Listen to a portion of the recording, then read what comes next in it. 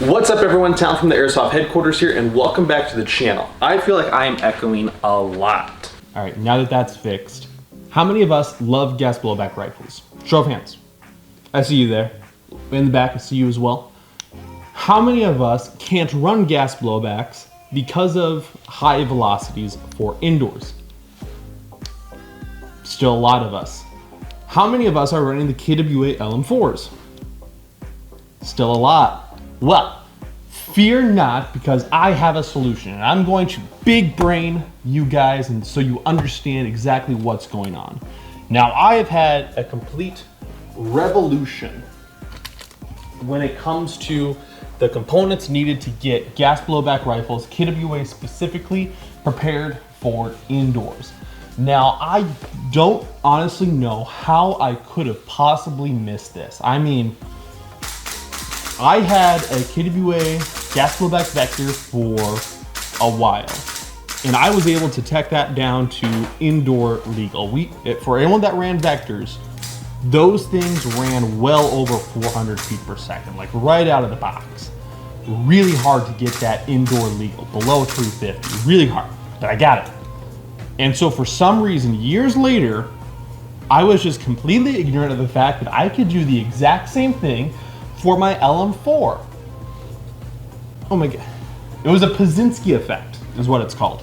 So what that is that's taking the low power nozzle valve, the low power jet valve, taking that and installing it into your LM4. Now this is going to be for the LM4 as the standard gas blowback, the PTR.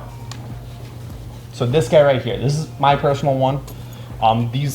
This trick is not going to be compatible with the Radian models, or I think that's really it, honestly. The Radian gas blowbacks are utilizing a different type of bulkier group assembly, so not properly spec'd in collaboration with these guys here. So I'm going to show you guys exactly how this works, because a lot of people aren't going to understand how a gas blowback bulkier group works as far as the transfer of gas from the magazine into the the bulkier group, which goes into the nozzle, and then the rest back into. So we're going to explain it. We're going to walk you through it. We're going to educate you guys. I'm wearing my white science jacket of knowledge. So we're going to learn today. I'm going to do us an educate. So I've already showed you guys how, with the Radian model, specifically a short little clip on how that bulk carrier group is going to pick up BBs. Overall, a way better system on the Radian compared to the LM4s, but that's not for this. So when it comes to the gas blowback magazine specifically, we all know that gas magazines are going to hold the green gas. And so from there, you have your release valve. I probably shouldn't be using purple.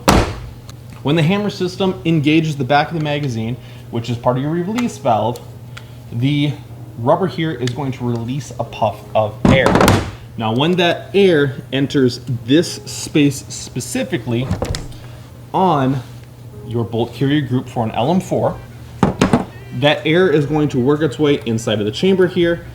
And the way that the internals look is there is a jet valve, something that looks very similar like this.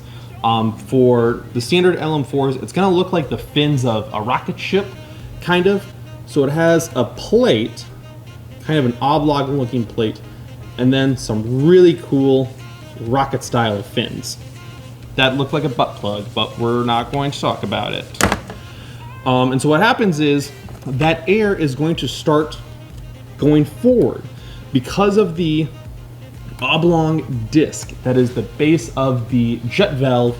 It's going to start to transfer that air through that spring system, through the nozzle, and the BB is sitting right here. So it's going to start to transfer that air behind the BB, and that's what sends it out of the inner barrel. Now what happens is, because of the cool oblong shape here, the air from the magazine is going to start to catch at it and send that slightly forward. It compresses the spring until that jet valve is sitting right about here, plugging off the airway to allow the air to go behind the BB. And now all of that air is getting pushed backwards into the entire nozzle assembly, which is going to send that bolt carrier group all the way backwards inside of your buffer tube, Once that is depleted, as far as the gas energy, it's going to ride it back forward thanks to the buffer spring, pick up the BB, rock that BB up into the chamber, and you're ready to rock and load, to pull the trigger again, and start banging BBs out of that inner barrel. It's a cycling system closely similar to that of a real rifle, but instead we are completely dependent on the weight, the shape, and design of the jet valve here, which is this little guy in my hand, barely the length of one ligament of my pinky. We are completely dependent on this in our bulk carrier group system in order to run this entire operation. Now here's a funny thing. This that I have here is of the bulk carrier group, just this. So we have all of this that sits all the way rest of here. So all of those internal springs and valves and openings and stuff is all done with just this guy. Pretty crazy. So how you get access to this is obviously, I'm going to give you the disclaimer, if you're not a special technician and if you are not mechanically inclined, please do not try to attempt to work on this. There are very intricate and delicate components with the KWA LM4 system that could easily be disturbed should anyone try to disassemble this without proper tools or procedures. With that being said, I'm going to show you how to disassemble it. The way that this works is there's a couple of pins that you need to punch out, and there's going to be a couple of secret plates that you need to get access to. Step number one, obviously, of course, is to purchase the jet valve that you intend to swap inside of here.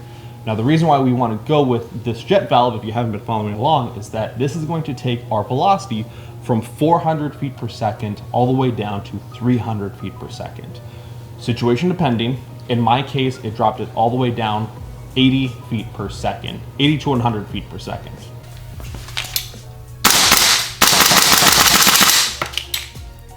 As a man of BB science, I believe it absolutely imperative to let you guys know about my findings. Now, while this does overall lower the velocity, it does help in increasing the overall cyclic rate of a gas blowback rifle. On semi-automatic, I personally don't see much of a difference, but on full auto, I think that these are absolutely ripping.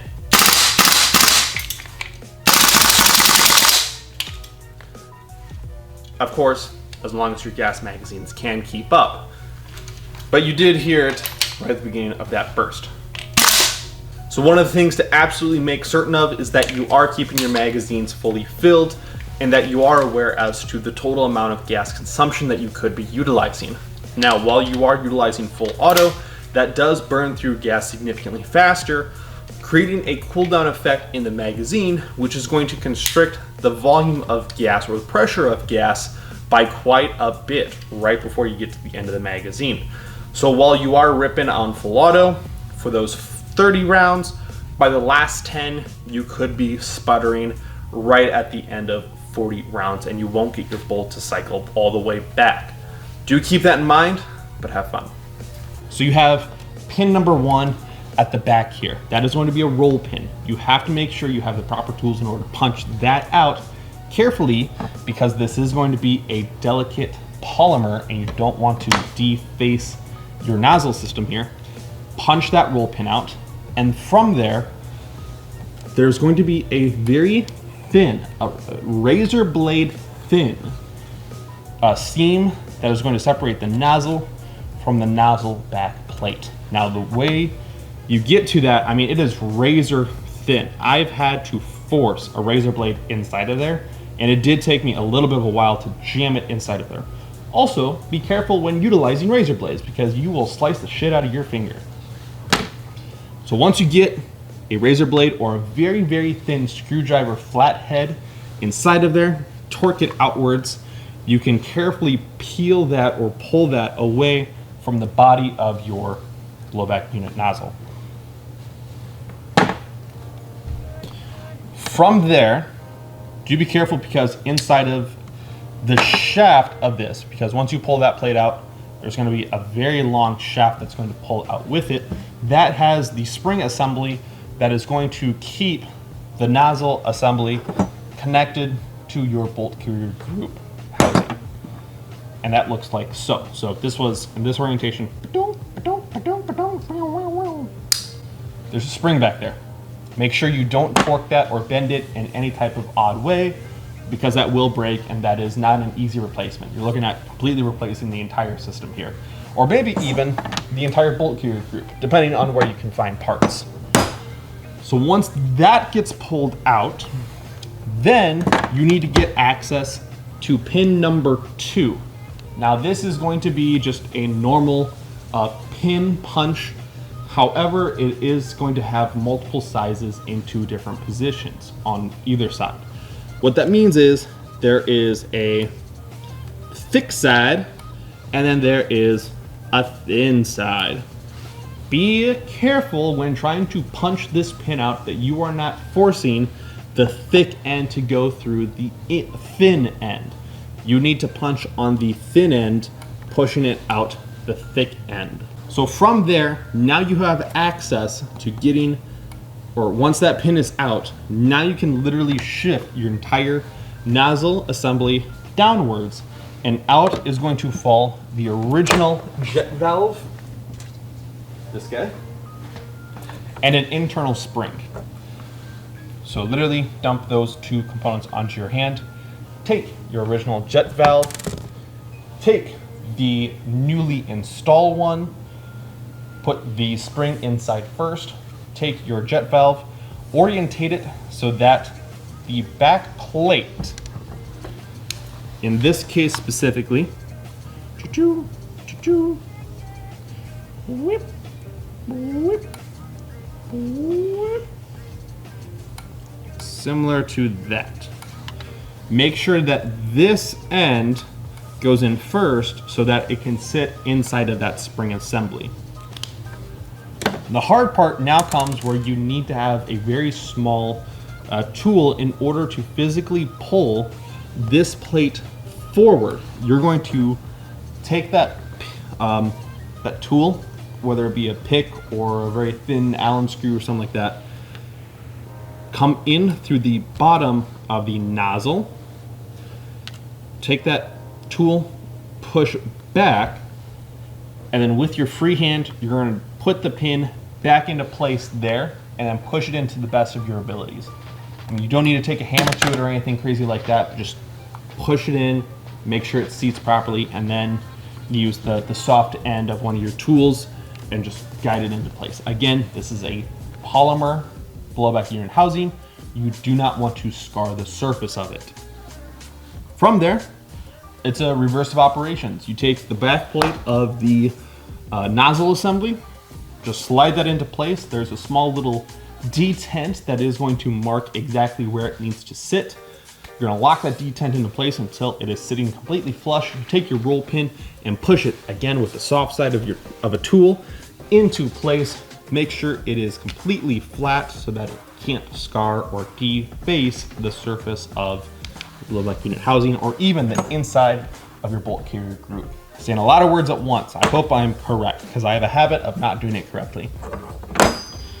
And that is really it. Now you have completely reassembled the nozzle assembly. You're going to take your nozzle assembly, slide it back into your bolt carrier group in the correct position. You have this plate which is going to lock the nozzle in place to the very front there. It also works as a guide, coincidentally. And then you also have a small little moon clip, is what I call it.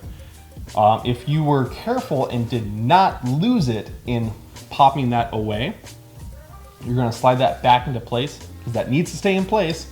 Otherwise, the nozzle here is not going to stay connected to the bolt carrier group and it's going to remain forward. You definitely don't want that. That always falls out. So take your moon clip, clip it into the very back there, and then from there, you're gonna attach it to your charging handle and then slide that into your upper receiver. Then you're going to load this up with the BB weight that you're going to utilize to chrono at the Airsoft arena that we are affiliated with. It's 0.20s, has to be 350 feet per second or lower. So in this case, I was chronoing about 300 feet per second as the average, well under that 350 feet per second maximum. So now I have my gas blowback LM4 as a usable primary rifle down at the Airsoft arena. And again, just to reiterate, if you're not a technician, don't try this unless you're absolutely confident in your abilities, or if you feel like you have enough cash in order to get any replacements should you break any. This was something that I absolutely realized was 100% a possibility not too long ago.